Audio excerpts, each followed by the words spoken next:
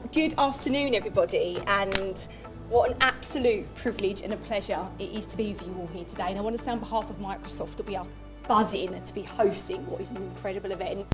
I know it's going to be your generation and not going to uni. In real terms, I shouldn't be here. And I shouldn't be here because society tells me I shouldn't be here, because circumstance tells me that I shouldn't be here. When I say I grew up poor, I don't mean that I couldn't afford the latest tracksuits.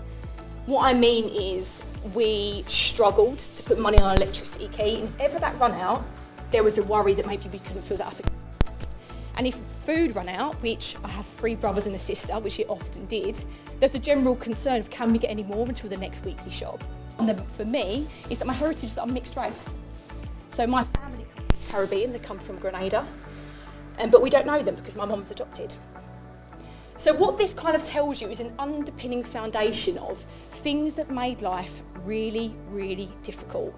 And for anybody that's struggled with any of those adversities, you know that it's hard and it can be lonely to feel like you can get out. And I want to start by using a bit of a left field anecdote, but we'll look at the Women's Land Army. And to explain for anybody that isn't familiar, the Women's Land Army was just one of the initiatives that supported throughout World War II when women needed to step up because there was no one else. Most of the men who were able-bodied were off to war, but out in Europe. And in order to keep this country going, women became the backbone of all of our industries. So they weren't just raising children, they were also in the factories, they were in the fields, keeping everything there. And they had to make hard but right decisions to keep the country going. But it is a gift that all of us have to make the right choices. So to give you an example of that, it's your attitude. It is your approach. No matter what you choose to do, who you work for, what company, who's alongside you, but when you rock up to work in the morning, you decide to put your best foot forward. You decide to be a problem solver, to be someone who wants to be seen as the best, who wants to be driven and brilliant. That is in your control. Now, there are a lot of things that aren't, and sometimes it won't be the perfect job, the perfect company, the perfect circumstances. But it's down to you to decide what part of you turns up. You know, we hear people talking about, let's work smart, not hard. I'm like, no, let's do both. Let's absolutely work hard and let's absolutely work smart. Let's do all of that together. Now, the last part to that is about accepting help.